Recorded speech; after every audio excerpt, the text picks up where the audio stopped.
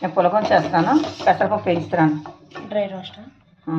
పెసరపప్పు వేయించి ఇక్కడ ఇది 1 కప్పు బియ్యం వేసాను. రోస్ట్గా వేయించుకోవాలి. ఇది ఇలా వేయించుకొని డ్రై రోస్ట్ అనమాట. వేయించుకొని కడుక్కోవాలి.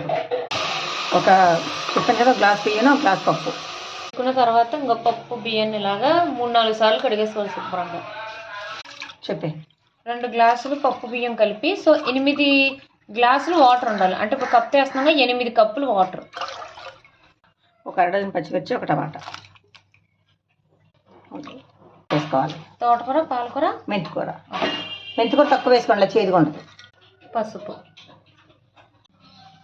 Oil 1 spoon. కుక్కర్ మూత పెట్టేసుకోవాలి. ఎన్ని విజిల్స్ రానివ్వాలి. కుక్కర్ మూత పెట్టిన తర్వాత మా నిక్కీ బాబు చూస్తాడు. ఇది ఆ నిక్కీ బాబు అంటాడు స్టవ్ వెలిగించాలా లేదని అడుగుతాడు. డౌట్ వస్తుంది ఆ పిల్లోడికి. చాలా తెలివైనడు. అందుకని స్టవ్ అంటించాలి నాన్న.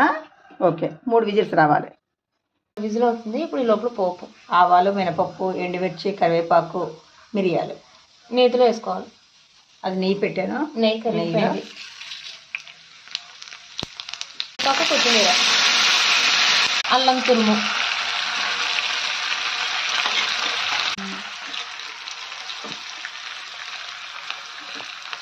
సాల్ట్ యాడ్ చేసుకుంటాం. అయిపోయింది. ఉడుక్కుపోలేదే. సడన్ గా మనసు ఏదో ఉడికిపోయిందంట మా అమ్మాయి. తెలుగు రావట్లేదు. ఒక్కసారిగా నోరు ఇదేంది. పోపు వేస్తాను. మిరియాలు, అల్లం కూడా వేసాను. ఇదిగో మిరియాలు, అల్లం కూడా వేసుకోవాలి. అల్లం తురుము వేసాను. అది పోపు మంచిగా బాగా కలుపుకోవాలి. పోపు పట్టాలి. కిచిడి రెడీ. కిచిడి రెడీ.